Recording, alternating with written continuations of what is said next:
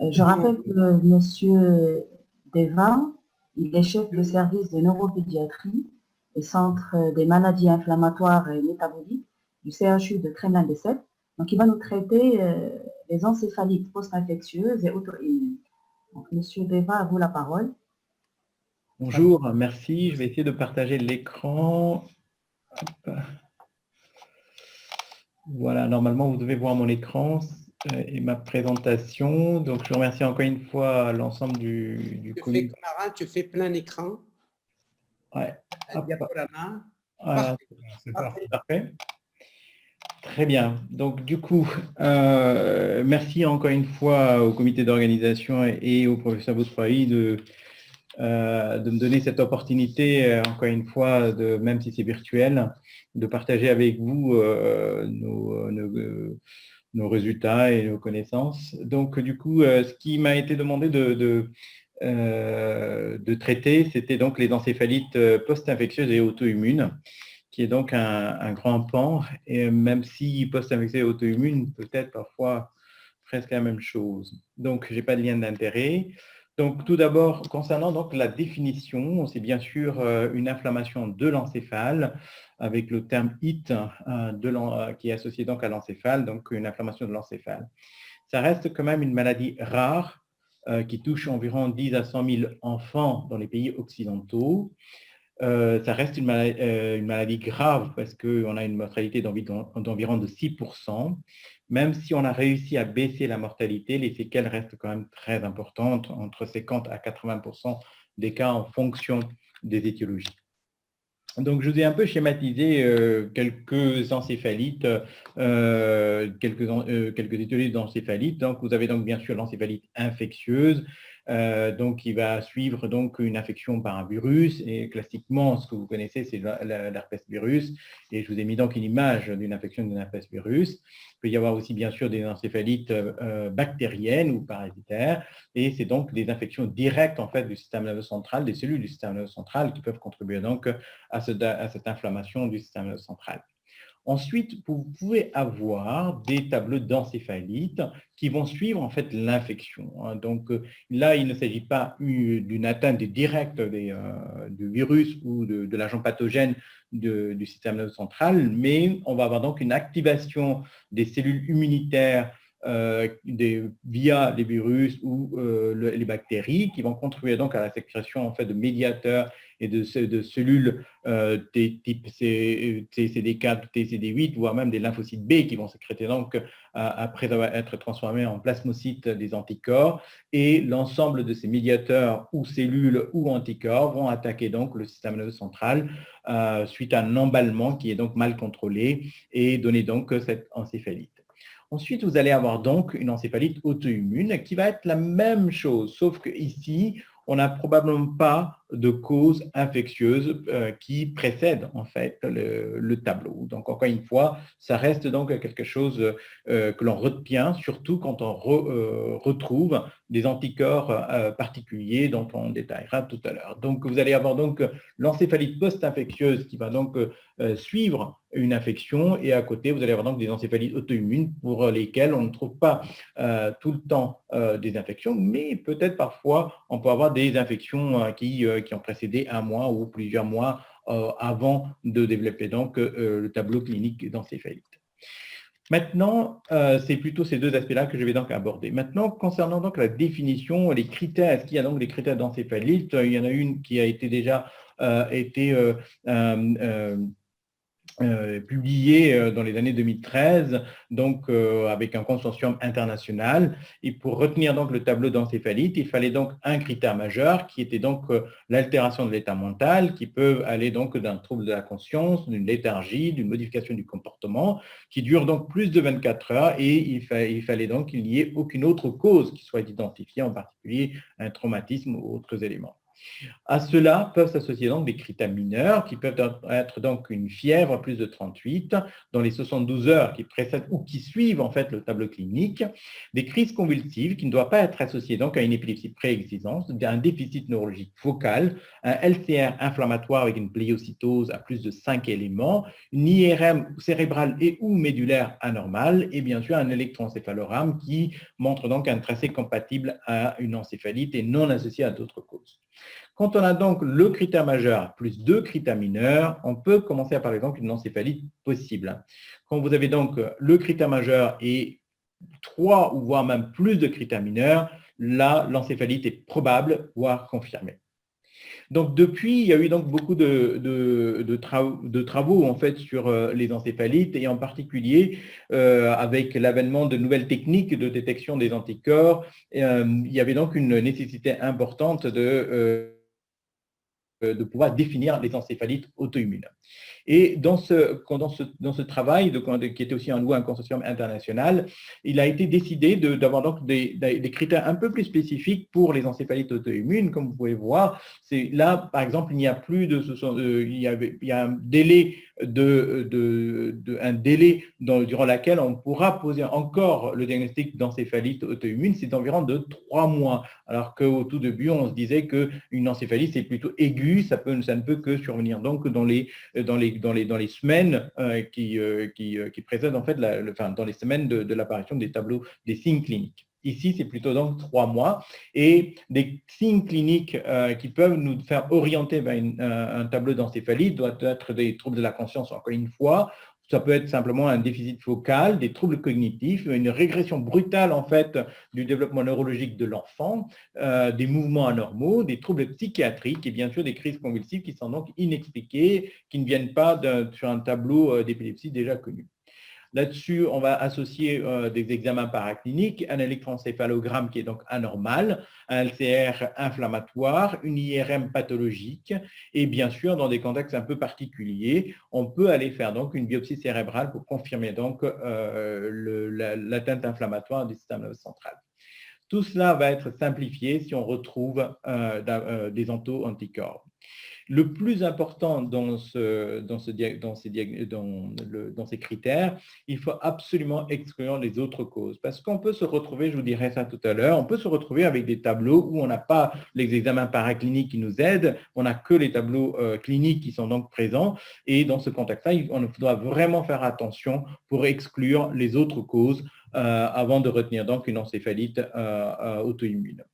J'ai mis un peu la différence par rapport aux adultes. Là, par exemple, par rapport aux adultes, les adultes avaient retenu aussi les troubles du mémoire de travail que l'on ne peut pas évaluer chez l'enfant, surtout quand ils sont très jeunes. Donc voilà donc le tableau qui résume un peu ce que je viens de vous dire. Quand il y a donc des anticorps qui sont donc certains, vous avez besoin donc du critère de délai d'installation des symptômes, la clinique, plus de 2 cliniques. Les examens paracliniques, on en a besoin que d'un seul, voire pas du tout, s'il s'agit en particulier des anticorps anti-récepteurs NMDA. Bien sûr, les anticorps sont positifs et bien sûr, l'exclusion de toute autre cause. Quand les anticorps sont négatifs, à ce moment-là, on peut toujours retenir donc une encéphalite auto-immune, en particulier si on a donc les signes cliniques plus de 2 et une exploration paraclinique qui est donc anormale. Cette partie-là est très intéressante parce que ce n'est pas parce que vous n'avez pas des anticorps, que vous n'avez pas l'examen paraclinique, qu'on peut tout à fait exclure une encéphalite auto-immune. Là, ça revient à prendre en compte en fait l'expertise de chacun sur la possibilité de retenir en fait le diagnostic d'une pathologie, d'une encéphalite auto-immune, en particulier si on a exclu donc les autres les autres diagnostics. Donc, parmi les anticorps qui sont actuellement reconnus, que l'on peut retrouver dans les encéphalites auto-immunes, vous avez bien sûr plusieurs types d'anticorps. Vous allez avoir donc des anticorps qui sont dirigés contre les antigènes de surface cellulaire, comme par exemple les anticorps anti-récepteurs NMDA, parce que c'est une des encéphalites les plus fréquentes chez l'enfant. Il y a aussi les anti-AMPA, LG1, CASPR2 et GABA qui sont aussi maintenant reconnus, que l'on retrouve un peu plus souvent parce que les techniques ont évolué et surtout on le fait donc de façon systématique. Vous avez aussi un autre anticorps qui est donc très fréquent chez l'enfant, et en particulier dans les maladies démyélisantes qui sont donc les anticorps anti-MOG. Vous avez aussi les anticorps anti-aquaporine 4 qui sont aussi des anticorps de surface cellulaire. Vous avez aussi des anticorps qui vont être dirigés contre les antigènes intracellulaires. Les plus connus restent les anticorps anti-HU, en particulier dans des contextes un peu paranéoplasiques, parce que l'ensemble de ces anticorps-là peuvent se retrouver dans des contextes associés à des tumeurs, et en particulier anti-récepteur NDA est souvent associé donc à des tératomes ovariens ou des tératomes testiculaires. Par exemple, les anti-HU sont associés souvent au neuroblastome chez l'enfant. Donc, vous allez avoir donc un contexte paranéoplasique qui peut être associé. L'autre aspect aussi, c'est tout ce qui est post-infectieux. On y reviendra tout à l'heure. Les diagnostics différentiels auxquels donc il faut penser avant de retenir ces tableaux, il y a donc d'abord les infections, bien sûr, ça c'est assez classique. On revient donc, une fois qu'on a exclu les infections sur les encéphalites auto-immunes, les épilepsies lésionnelles et en particulier les épilepsies temporales, les états de mal temporal peuvent présenter des enfants qui ont donc des troubles du comportement extrêmement explosifs qui peuvent donc être diagnostiqués avec un électroencéphalogramme durant laquelle on voit des anomalies et qui peuvent répondre très facilement donc aux benzodiazépines qui sont faits durant l'accès de ces crises. Vous allez avoir aussi des maladies métaboliques. Il y en a plusieurs qui peuvent donner donc des tableaux un peu psychiatriques, dont le Niemann-Pick type C, qui est donc une pathologie qui peut surtout se présenter avec des troubles psychiatriques chez les enfants, chez les adolescents en particulier. Vous allez avoir aussi des lymphohistiocytoses primaires qui touchent surtout les enfants très jeunes ou secondaires à une maladie rhumatismale ou une infection de type dengue ou même la leishmania. Vous allez avoir aussi des maladies systémiques comme le neuro-B7 qui est donc assez fréquente, qui peut donner aussi des tableaux psychiatriques chez certains enfants. Bien sûr, mon hantise principale reste le lymphome parce que ça donne tout et n'importe quoi sur le côté neurologique quand elle a donc une expression avec une atteinte du système nerveux central. Les psychiatres nous adressent régulièrement des enfants qui sont donc limites. Lorsqu'ils doutent, je les prends, j'explore. Si tout est négatif et que je n'ai pas l'impression que cet enfant présente le tableau psychiatrique d'un enfant qui aurait donc une maladie auto-immune, je les réadresse parce que les psychoses infantiles restent aussi quelque chose qui sont donc à exclure. Et enfin, les toxiques, actuellement, les toxiques de rue, comme on l'appelait avant, sont de plus en plus fréquents et on voit beaucoup d'enfants aux urgences avec des troubles neurologiques, voire psychiatriques à cause de ces toxiques qui ont été pris par ces enfants. Là, je vais essayer d'illustrer en fait les divers tableaux dont je viens vous parler avec plusieurs cas. Tout d'abord, une première jeune fille de 13 ans qui présente une éruption cutanée depuis 3 semaines et cette éruption cutanée entraîne en fait une sorte de grattage qui est identifié comme étant donc des troubles sensitifs avec paresthésie au niveau de l'hémicorps gauche, puis des troubles moteurs au niveau qui s'installent progressivement. Et en même temps, apparaît aussi des diplopie binoculaires et amptosis et surtout des vomissements qui sont donc incoercibles et des hoquets avec des rots, comme l'avait décrit en fait cette jeune fille, qui nécessite donc une prise en charge en gastropédiatrie et où on fait donc plusieurs explorations qui reviennent négatifs. Et comme elle présente quand même des signes neurologiques, l'enfant est réadressé donc en neuro et quand on la prend, elle présente donc une somnolence avec un Glasgow à 8, un ptosis bilatérale, une limitation du regard vers le haut avec une parésie de l'hémicorps gauche, des réflexes qui sont difficilement perçus, sans signe de Babinski et pas de troubles sphinctériens. On fait plusieurs explorations. L'étude du LCR est normale. Il n'y a pas de bande oligoclonale. La biologie sanguine ne montre pas de syndrome inflammatoire biologique. Par contre, il existe une hyponatrémie à 127. L'IRM cérébral que vous voyez ici montre des lésions au niveau autour du troisième ventricule, peut-être une atteinte aussi de la partie supérieure des thalamies qui est présente. Il y a aussi une lésion un peu particulière au niveau du tronc cérébral, et en particulier dans une zone qu'on appelle en fait l'arrière prostréma. Et il y a aussi donc une atteinte de la moelle qui est donc extensive sur plus de 3 vertèbres. Quand on a donc ce tableau de tableau clinique qui montre donc avec des troubles de la conscience de cette jeune fille, avec des lésions de la substance blanche et aussi un peu de gris, on peut logiquement évoquer le tableau d'ADEME. Et quand on a donc l'ADEME, c'est donc les encéphalomyélites aiguës disséminées, qui est donc un tableau radioclinique, comme vous le savez, avec atteinte avec particulièrement des troubles de la conscience et des lésions à l'IRM. Et en particulier, quand vous avez donc des lésions à l'IRM de cette zone-là qu'on appelle donc l'arrière-prostréma, il faut donc évoquer donc une pathologie qui rentre dans les troubles du spectre du neuromélite optique, qui sont donc souvent positifs aux anticorps anti-aquaporine 4. Donc, en effet, cette fille était donc positive aux anticorps anti-aquaporine 4 et cela a permis donc à la prendre en charge de façon correcte. Donc, quand on regarde le trouble du spectre neuromélite optique, c'est une pathologie auto-immune qui est très souvent associés donc aux anticorps anti-aquaporine 4, et quand les anticorps aquaporine 4 sont positifs, vous allez avoir donc plusieurs types de présentations cliniques chez ces patients et chez ces enfants. Et dans les présentations cliniques principales pour lesquelles on retient le diagnostic unique avec les anticorps anti-aquaporine 4 positives, il peut s'agir donc d'un tableau de névrite optique rétrobulbaire, une myélite transverse, le syndrome de l'aéropostréma, comme j'ai décrit donc chez cette jeune fille, avec des nausées, des vomissements incoercibles et des hoquets, un tableau de rhomboencéphalite, des tableaux de narcolepsie que je n'ai pas vu dans le dernier travail que j'avais fait donc sur ces enfants, qui ont donc un tableau d'AQP4 positif et de troubles du spectre neuromélite optique.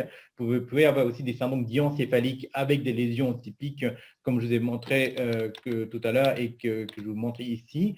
Vous allez avoir aussi ce qu'ils appellent en fait des symptômes cérébrales, des syndromes cérébrales symptomatiques, dont fait partie en fait l'encéphalomyélite aiguë disséminée, avec donc des lésions typiques que je vous ai montrées déjà dans un premier temps. Quand les anticorps sont négatifs, c'est à peu près entre 20 à 30% des cas, vous avez besoin d'avoir donc au moins 2 critères principaux cliniques que je vous ai énumérés tout à l'heure, avec une IRM qui est donc établie ici, avec une atteinte des nerfs optiques, particulièrement du chiasma, et la zone de l'arrêt postréma, ou bien le toit du 4e ventricule. Nous avions fait donc une étude avec les Brésiliens et 7 pays européens, et dans ce travail-là, vous pouvez voir que le tableau principal reste toujours l'atteinte du nerf optique, une myélite transverse qui est souvent extensive. Et encore une fois, le myélite transverse extensif sont aussi retrouvés dans la sclérose en plaques de l'enfant, donc ce n'est pas très spécifique chez l'enfant, mais par contre, c'est spécifique chez l'adulte. Les névrites optiques sont souvent donc bilatérales, et vous voyez qu'ensuite, c'est ce qui m'a un peu surpris parce qu'on ne s'attendait pas que le syndrome de l'aéropostréma reste quand même beaucoup plus fréquent que ce que j'avais imaginé, et le tableau d'ADEME reste aussi un tableau qui est donc à retenir. Donc, c'est un tableau d'encéphalite qui doit faire évoquer donc les troubles du spectre du neuromélite optique. Ce qui est intéressant, c'est que comme dans toutes les pathologies auto-immunes, c'est qu'il y a encore une fois une prédominance féminine dans ce groupe-là. On avait fait aussi un travail, parce que vous verrez chez les adultes, le tableau du spectre neuromélite optique touche surtout des patients qui ne sont pas caucasiens. On a essayé de voir si c'était aussi le cas dans notre cohorte. Et effectivement,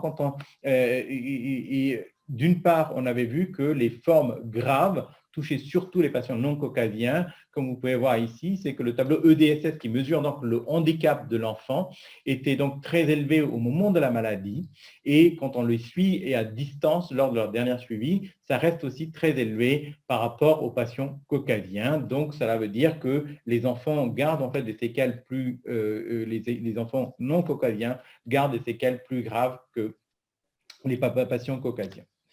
Voici une autre histoire, une jeune fille, encore une fois, de 13 ans, qui n'a pas d'antécédents, qui est caucasienne, qui se présente au tout début pour des céphalées, des fièvres depuis une semaine, suivi de vomissements incoercibles. Et cette fille revient plusieurs fois aux urgences, et on ne trouve rien de particulier sur le plan digestif. Elle est à chaque fois renvoyée à la maison. Et puis brutalement, elle revient avec une névrite optique, puis brutalement des troubles de la conscience avec dysurie, incontinence fécale. Et là, l'exploration montre donc une méningite avec une pléiocytose à 98 prédominant donc sur les neutrophiles, une protéinorachie assez élevée à 1,28 g et des bandes oligoclonales qui sont négatives. Le bilan inflammatoire et infectieux à cause de la fièvre et la présence en fait de cette méningite reste donc négatif.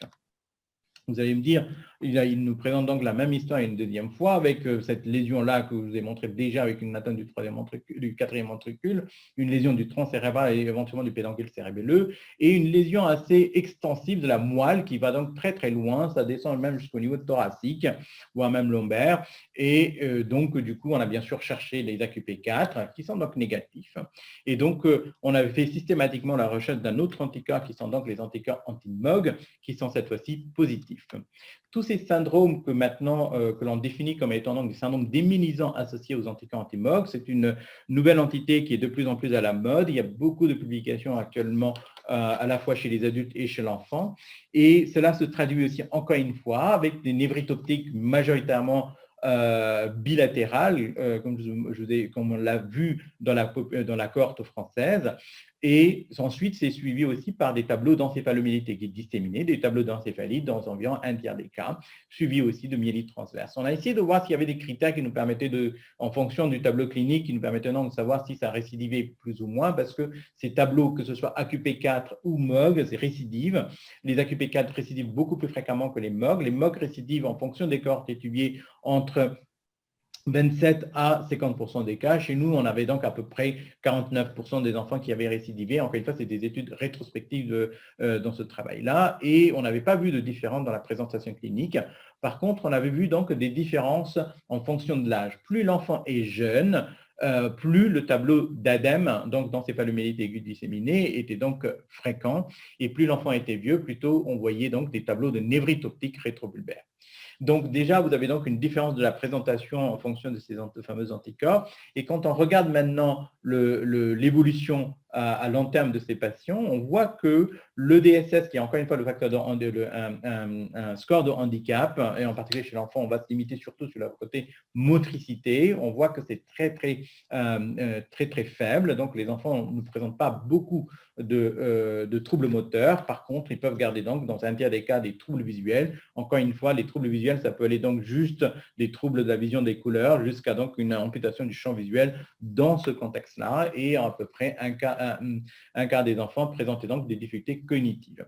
Et si on compare avec les AQP4, on voit que le score EDSS est plus élevé chez les patients AQP4. Un tiers des enfants sont donc aveugles et 11% des enfants vont avoir besoin donc d'une chaise roulante ou d'une canne. Les séquelles cognitives sont assez identiques par rapport à ce qu'on a vu donc aux anticorps anti-MOG. Donc l'évolution des enfants qui ont donc un tableau d'anticorps d'encéphalite ou bien d'un tableau de troubles du spectre neuromyélite optique avec anticorps anti-AQP4 est plus grave que les anticorps anti-MOG, d'où la nécessité de les diagnostiquer tôt et de les traiter tôt. Ensuite, maintenant, quand on regarde les encéphalites post-infectieuses, encore une fois, c'est vraiment véritablement, vous avez donc une sorte de continuum entre les deux. Vous allez avoir donc des encéphalites auto-immunes qui vont donc suivre en fait une infection comme dans les encéphalites à HSV. Un tiers des encéphalites à HSV vont récidiver, et quand ils récidivent, il s'agirait donc surtout des encéphalites à anticorps anti-récepteurs NMDA. Et dans ce travail fait par ma collègue espagnole, ils avaient vu que le récidive, on avait vu aussi dans notre cohorte aussi la même chose, il y avait donc une récidive d'environ de ces patients-là entre 1 à 2 mois de l'encéphalite à HSV. Les symptômes cliniques et le pronostic neurologique sont en fonction de l'âge de l'enfant. Vous voyez ici, il y a donc plus de mouvements anormaux chez les enfants de moins de 4 ans, plus de troubles de la conscience chez les enfants de moins de 4 ans. Et puis quand on suit donc l'évolution avec le score de Rankin qui essaye de voir l'autonomie et le handicap en fait de ces enfants-là, on voit que les enfants qui ont donc moins de 4 ans ont des scores de Rankin à 12 mois plus élevés que les enfants qui ont donc plus de 4 ans. Une autre histoire d'un enfant donc de 10 ans qui, cette fois-ci, c'est un garçon qui n'a pas d'antécédents. Lui aussi, il se plaint de céphalée depuis 48 heures. Lui aussi, il a donc de la fièvre. Et à l'examen clinique, il y a donc un syndrome méningé avec une pléocytose dans le LCR très élevé, avec une protéinurie élevée aussi, et des bandes oligoclonales qui étaient donc négatives, qui nous a fortement évoqué donc au tout début une infection qui finalement était négative. Et finalement, donc, il se dégrade progressivement avec une dyskinésie bucco-faciale. Et quand on fait l'imagerie cérébrale, on se retrouve donc, ici vous avez donc une imagerie en T2 flair et ici donc en diffusion. on avait douté sur une lésion qui touchait donc le corps calleux et qui s'est vraiment, qui a été confirmée, donc c'est cette imagerie de diffusion qui est donc pontiforme. Et puis donc vous voyez que dans le suivi, cette lésion disparaît. Et donc quand on avait vu cette première IRM et au vu du tableau clinique et que le fait que les anticorps anti-récepteurs NMDA étaient négatifs, on avait porté le diagnostic donc de MERS, qui est donc l'acronyme en anglais de Mild Encephalitis Encephalopathy with Reversible Splenic Lesion. C'est donc une encéphalite avec des lésions du corps calleux qui sont donc réversibles dans le temps. Et très souvent, c'est post-infectieux, surtout la grippe. Vous pouvez aussi avoir donc le mycoplasme et le pneumocoque aussi qui peuvent donner ce genre de lésions. Et vous avez aussi une petite part de ces MERS qui sont associés donc à des tumeurs qui sont donc à rechercher. C'est ce qu'on avait fait aussi et généralement, le tableau clinique revient à la normale assez vite, au bout de 1 à 3 mois, en fonction des enfants. Ici, ce n'était pas le cas. L'enfant continuait à s'aggraver progressivement de l'état clinique avec des mouvements dystoniques aussi qui sont donc apparus. Et dans le laboratoire de recherche, on avait continué à chercher donc d'autres anticorps et finalement, on avait retrouvé donc des anticorps anti-GFAP+. Donc, du coup, là aussi, c'est une nouvelle entité qui commence à apparaître de plus en plus et c'est donc des encéphalites anticorps anti-GFAP. Le tableau clinique, c'est surtout des méningoencéphalites, des méningoencéphalomyélites et des méningomyélites maintenant qui sont donc décrits dans ces tableaux, en particulier chez les enfants. Et généralement, vous voyez, il y a très peu de cas qui ont été décrits ces derniers temps. Dans ce travail-là de l'équipe de la Mayo Clinique, il n'y avait que 10 enfants qui ont été décrits. Et généralement, c'est des enfants qui évoluent de façon satisfaisante, soit sous traitement ou sans traitement. Il a été décrit 21% de récidive chez les adultes. Je n'ai pas vu de récidive chez l'enfant. On a à peu près 5 enfants en fait dans notre cohorte qui avaient donc des GFAP+, et ils sont surtout de bons pronostics après traitement par corticothérapie ou IVIG. Et les adultes avaient décrit donc des lésions à l'IRM qui étaient assez particulières, comme par exemple des prises de contraste en roue, comme vous pouvez voir ici. Chez les enfants, j'ai vu plusieurs trucs, je vous ai montré le MERS. On a aussi des lésions un peu atypiques qu'on avait vu aussi chez une jeune grande fille de 14 ans qui avait présenté un tableau de troubles psychiatriques avec des mouvements dystoniques. Donc, tout cela pour vous un peu décrire l'ensemble des pathologies auto-immunes qui peuvent être associées aussi suite à une infection. Il y a de plus en plus de nouveaux anticorps qui sont donc décrits. Toute cette partie-là qui a été décrite aussi, dite comme étant post-infectieuse, on retrouve de plus en plus des nouveaux anticorps. Les encéphalites à anticorps anti-récepteur NMDA, anti-MOG, sont maintenant les pathologies les plus fréquentes chez l'enfant. Donc, il faut donc absolument reconnaître et détecter et traiter, parce que plus on traite tôt, plus on peut réduire donc les séquelles. Comme je vous ai montré, on a beaucoup réduit la mortalité, mais les séquelles, même si c'est donc une atteinte cognitive, les atteintes cognitives qu'on a pu évaluer, c'est surtout au scolaire, cela reste donc important à contrôler. Et aussi, attention, ce n'est pas parce qu'on ne retrouve pas d'anticorps que c'est une encéphalite auto-immune. Il faut donc faire attention à cela et surtout au diagnostic différentiel. Merci pour votre attention. Merci beaucoup, Monsieur Deva, pour cet exposé clair qui a fait le tour de la question. Je crois. Alors, pardon. Oui. Je crois que maintenant, on pourrait donner la parole aux assistants et pour les questions. Est-ce que vous avez des questions reçues? Oui, nous avons une question. Allez-y. De Dr Yvonne Kamba, alors, qui dit que les enfants ayant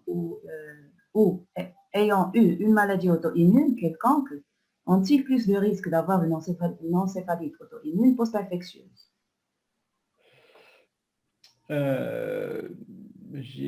Si je comprends la question, c'est est-ce que les enfants qui ont maladie auto-immune quelconque, est-ce qu'ils ont plus de risques d'avoir une encéphalite auto-immune post-infectieuse?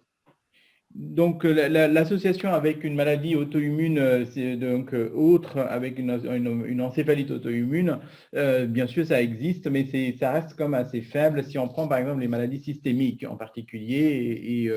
Alors, le lupus peut donner par exemple des atteintes neurologiques. Mais est-ce que c'est très important? La réponse est non, mais ça existe. D'accord. Il y a une autre Alors, question, oui. Nofissa. Il y a une Oui. autre question, Nofissa. Oui, donc de la part de Dr Rachida Boukali. Alors, quelle est la part des anomalies de l'immunité dans votre série d'encéphalite post-infection? Alors, dans notre série, on a systématiquement regardé, en fait, on a étudié en fait systématiquement les anomalies du système immunitaire. Encore une fois, les anomalies typiques que vous connaissez, donc une déficit de l'immunité, je n'en avais pas vu, je n'en avais pas trouvé en fait. Ensuite, on fait aussi de la recherche un peu plus poussée sur des cellules qu'on a prélevées chez les enfants qui présentaient, si je prends l'exemple des anticorps MOG, on a vu quand même qu'il y avait donc un dysfonctionnement d'un type cellulaire particulier, et en particulier des T régulateurs, et ce dysfonctionnement était associé aux patients qui avaient donc des formes récidivantes, par exemple. Mais globalement, il n'y a pas de déficit immunitaire. Si votre question était sur une déficit immunitaire associé, la réponse est non, on n'a pas trouvé de déficit immunitaire associé. Par contre, il y a des dysfonctionnements de l'immunité un peu plus poussés. Alors, autre question concernant l'encéphalite infectieuse due à l'herpès virus. Est-il obligatoire de mettre le malade sous acyclovir à titre préventif pour guetter les récidives pendant la première année? Et si c'est oui, avec quelle dose et combien de temps?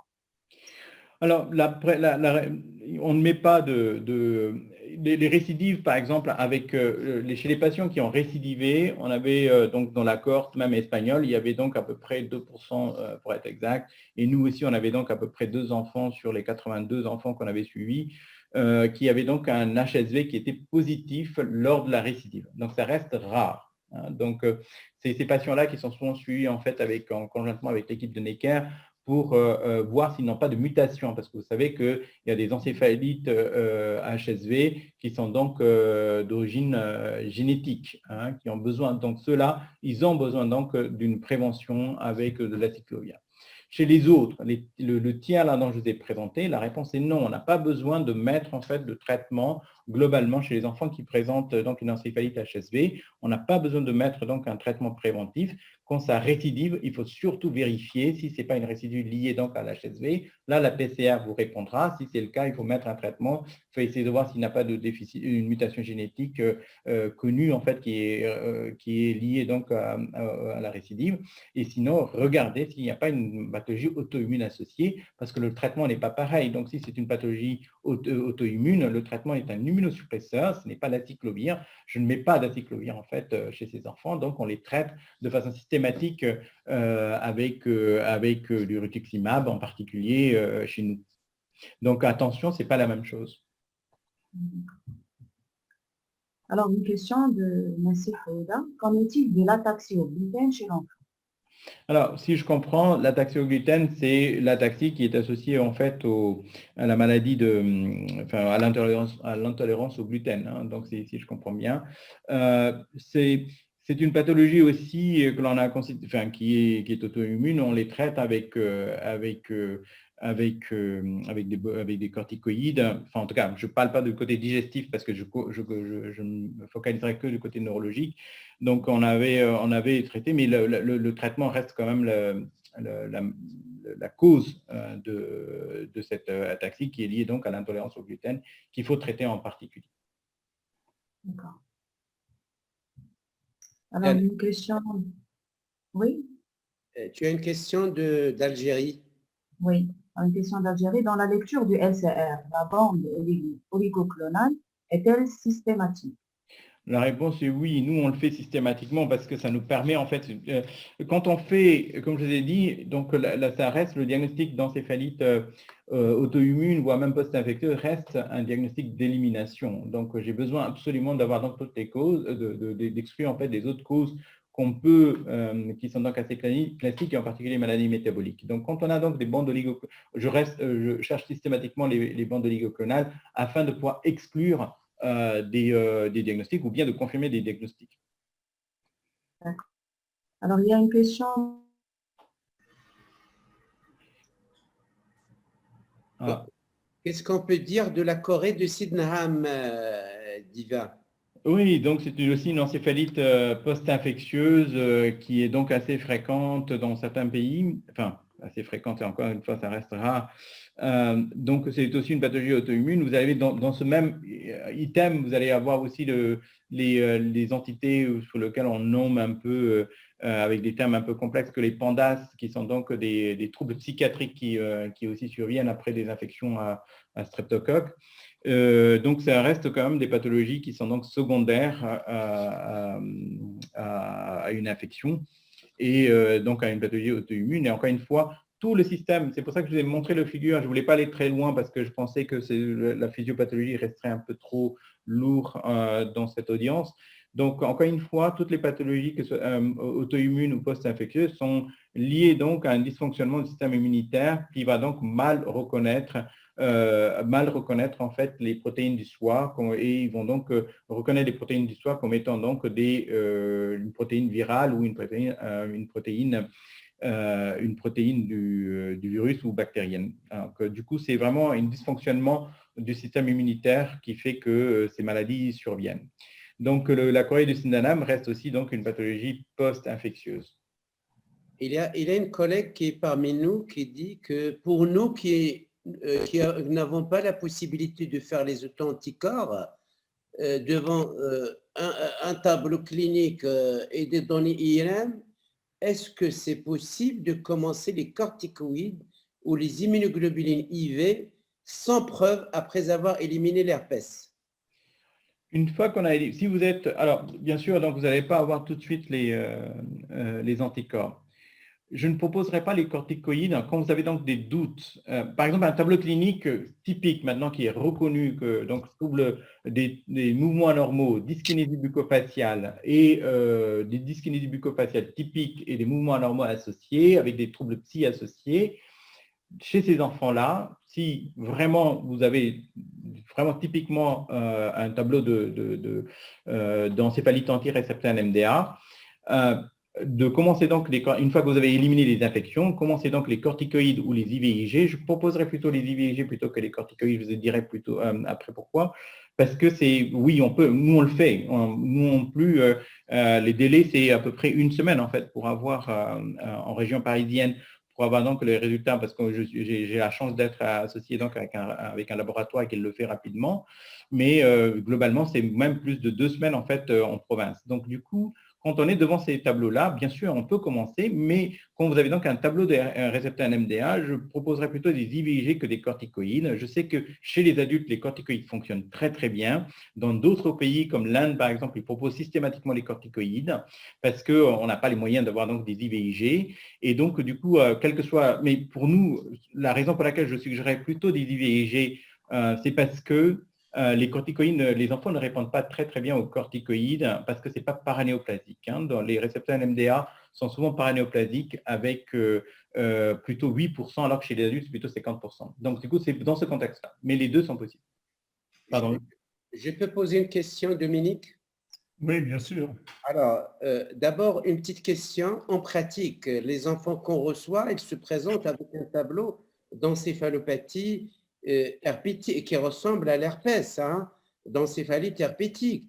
Finalement, qu'est-ce qui permet de tiquer sur un problème de récidive et d'une évolution vers l'encéphalite auto-immune? Ça, c'est ma première question. Ma deuxième question, comme il y a des collègues qui nous écoutent d'Afrique, du Maghreb et d'autres pays africains, on n'a pas l'accès aux auto-anticorps. Est-ce qu'il y a une possibilité de faire un réseau de collaboration avec toi, Coman? Je ne sais pas, monsieur Gendrel voudrait peut-être répondre. Enfin, tu avais demandé à monsieur Gendrel quelque chose. Non, c'est pas ça. Non. D'accord. Donc, du coup, concernant donc comment faire le diagnostic de pathologie auto-immune alors qu'on n'a pas les possibilités d'avoir donc des anticorps, ça va passer par l'exclusion des infections. Ça, c'est certain. Donc, une fois que vous avez exclu des infections et qu'il n'y a pas de possibilité de traiter ces enfants-là comme une encéphalite auto-immune, la réponse est oui. Deuxième question, est-ce qu'on peut faire donc un réseau où on peut tester? La réponse est oui aussi, parce que là, actuellement, il y a de plus en plus de kits qui sont de plus en plus accessibles, en fait. Hein. Donc, il y a un problème avec les kits aussi. Hein. Donc, mais néanmoins, on peut déjà faire donc 70% de diagnostic avec ces kits-là. Hein. Donc, même si la sensibilité est plus faible.